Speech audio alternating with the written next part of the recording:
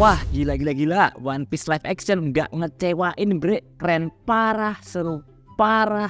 Fanservice-nya, atasnya tutorialnya bener-bener chef kiss. Gue sebagai fan One Piece menyatakan live action ini berhasil, sukses, lebih dari cukup lah, berhasil menuin ekspektasi.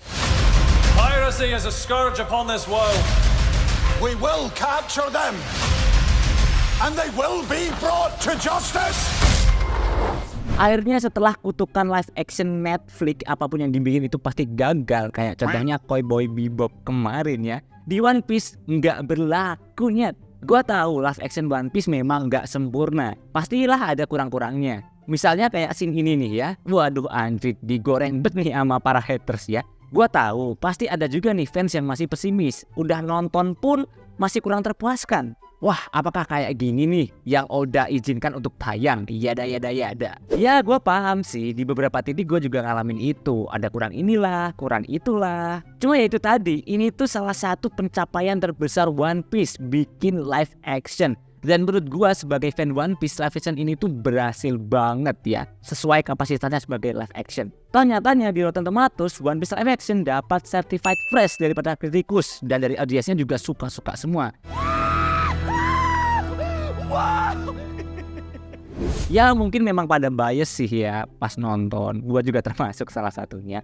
Cuma emang gimana ya, kalau gua nempatin mode jadi seorang reviewer yang melihat secara objektif, gue gak mau ngelewatin vibe esensi nonton One Piece untuk pertama kalinya nih. Jadi ya gua harus nempatin diri gua sebagai fans One Piece saat nonton. Dan itu tadi, gua terpuaskan selama nonton. Jadi mari kita apresiasi Oda Sensei dan semua tim cast yang terlibat yang udah bikin live action ini ya.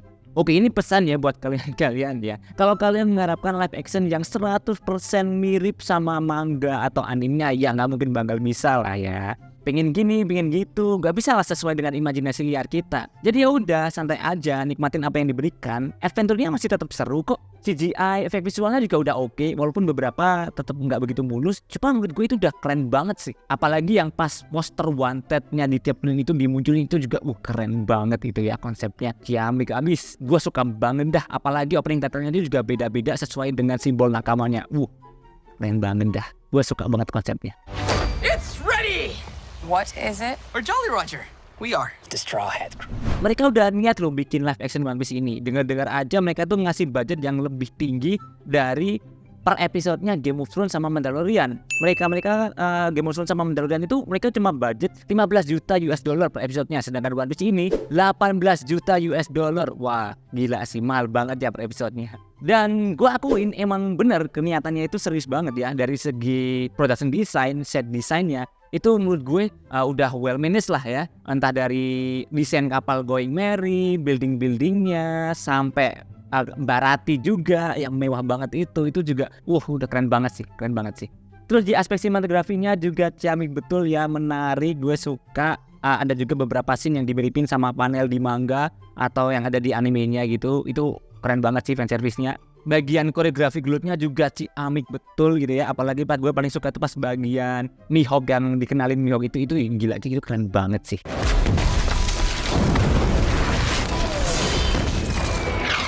Just killing some time.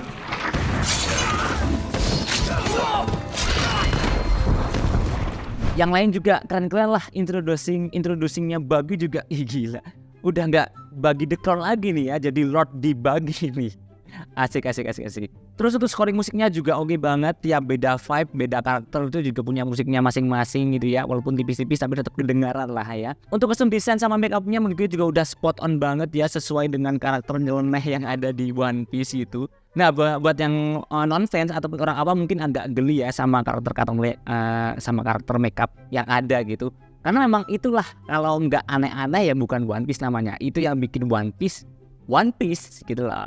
Nah, dengan segala kompleksitas source material One Piece yang luas, yang ya susah ya sebenarnya dibikin jadi live action, tapi menurut gua di series ini tuh udah pas banget ya kombinasinya ya. Tontonan yang menghibur iya, yang kocak iya, yang keren iya, yang seru iya gitu ya. Dan bagusnya itu nggak cuma buat fans aja, tapi buat yang non fans juga pasti bakal suka. Dan tenang aja ya, khususnya buat para non-fan dan para awam yang nggak ngikutin manga atau animenya, kalian masih bisa ngikutin series ini ya. Karena emang series ini tuh dibikin lebih ke konsumsi bersama gitu, nggak cuma buat fansnya aja, tapi buat yang awam juga oke banget nih. Ceritanya dibikin lebih simple, lebih padat gitu kan, dikompres jadi 8 episode gitu, tapi tetap nggak keluar dari poin utama source materialnya gitu, nggak jauh-jauh lah. Pokoknya disesuaikan lah sama kadar live actionnya. Dan fakta menariknya, kalian nonton 8 episode live action One Piece itu sama aja udah nonton 45 episode di animenya, atau enggak sekitar 96 chapter di manganya. Wow, ini udah kode nih buat disuruh nonton animenya nih.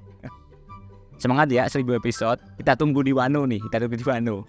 Jadi buat non-fans, tonton aja nggak apa-apa, nggak usah ragu, pelan-pelan ya, tetap seru kok. Pengembangan cerita sama karakternya emang slow gitu, cuma nanti dikasih flashback, dikasih pengenalan dan akan dibuka sepanjang di reveal lah tiap kali menuju ke episode akhir gitu, biar makin paham juga sih. Jadi biar kalian tuh makin mendalami kru topi jeram itu kayak gimana. It's called Roger's treasure. He hid it somewhere in the Grand Line. It's a myth. Can't wait to see the look on your face when we find it. Nah, kalau buat para fans One Piece, tenang aja, minimal kalian bakal senyum-senyum sendiri ketika nonton ini, dan maksimalnya kalian bakal histeris tiap kali ada scene ikonik, ada detail kecil sampai Easter egg yang dimunculin. Wah, gila. Rasanya itu kayak core memory kalian tentang East Blue Saga tuh dibuka lagi. Ih, sumpah nostalgia banget. Untuk perbedaan plot atau penambahan cerita menurut gue wajar-wajar aja. Ya, kayak contohnya plot tambahan Garp sama Kobe itu ya memang harus disesuaikan dengan live actionnya biar bisa nyambung aja satu sama lain gitu ya. Ngalir aja gitu cerita. Dan itu menurut gue nggak begitu ganggu sih, karena memang poin-poin inti di major source materialnya itu masih tetap oke, tetap nyambung.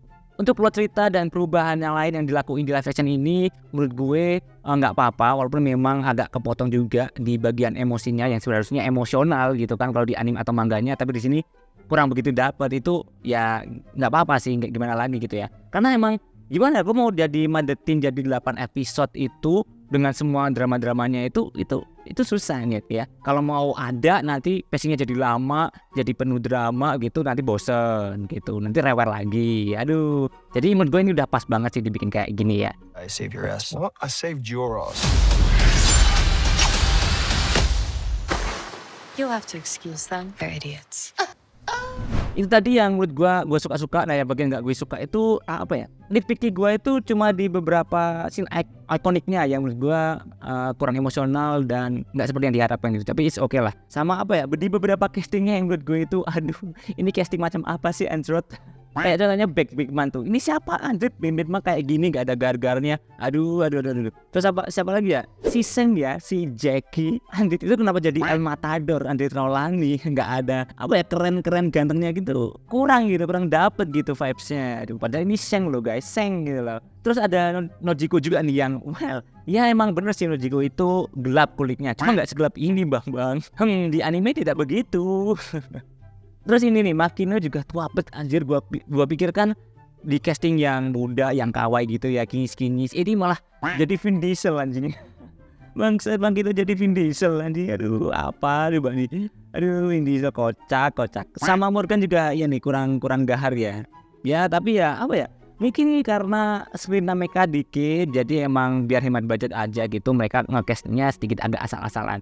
Cuma tenang aja, untuk casting yang lain-lain yang penting-penting itu mereka niat banget nyari castingnya ya. Kayak si Buggy itu, sumpah itu keren banget Buggy ya, apalagi pas introducing-nya itu keren banget. Dan vibe-nya Buggy itu dapet banget gitu loh. Gue suka banget tuh ya Buggy.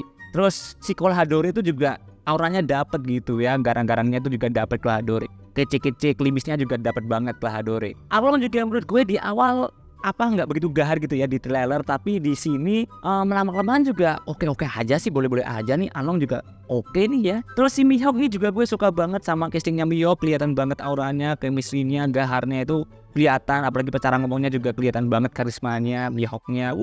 Nah sekarang yang paling penting nih yaitu adalah chemistry dari pemain kru topi jerami yang intinya ini ya. Mereka ini menurut gua udah cocok banget meranin jadi Luffy, Zoro, Nami, Usopp sama Sanji guys. Oda yang milih mereka, ya gue percaya sama pilihan Oda, dan ternyata mereka deliver dengan baik sebagai karakter One Piece. Chemistry-nya dapet, kocak-kocaknya mereka pas lagi bersama dapet. Pokoknya jiwa-jiwa karakter yang aslinya itu muncul di mereka gitu, dan itu menurut gue udah lebih dari cukup banget lah. Udah sukses lah mereka. Well done Netflix, kau nggak gagal ya kali ini ya.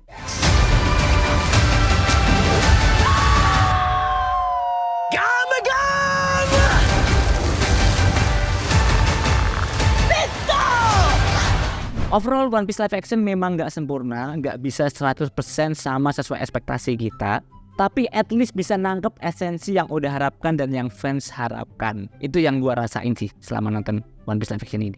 Yang jelas, yang pasti bakal ada yang suka, ada yang tetep gak suka gitu. Kalau dari gua mungkin dibilang bias karena gua fans One Piece. Nah, kalau dari kata teman gua yang bukan fan One Piece, yang non fan, itu katanya live action ini tetep bagus kok, tetep seru juga, tetep asik banget buat diikutin gitu. So mau apa lagi, gak usah waste time, gak usah komen sana sini, lihat sana sini sebelum ngerasain sendiri gimana live action One Piece ini bekerja ini. Kalau udah nonton baru bisa kasih tanggapan. Kalau suka ya oke, kalau gak suka ya udah gak apa-apa sih. Oh ya, gua nontonnya pakai experience audio original ya, pakai yang Inggris ya. Habis ini gua lanjut lagi rewatch pakai dub audio Jepang gitu. Ya, aku udah sampai episode 4 nih saat penguploadan video ini. Karena udah jelas experience-nya bakal beda, pembawaan vibe-nya juga pasti bakal beda. So, oke, untuk skor One Piece live action Netflix gua kasih nilai 84-nya. Sebagai fans One Piece, gua puas selama nonton dan satisfying gitu rasanya. Oke, jangan lupa semua kembali ke selera, perspektif dan tujuan dalam film. See you on the next video and bye.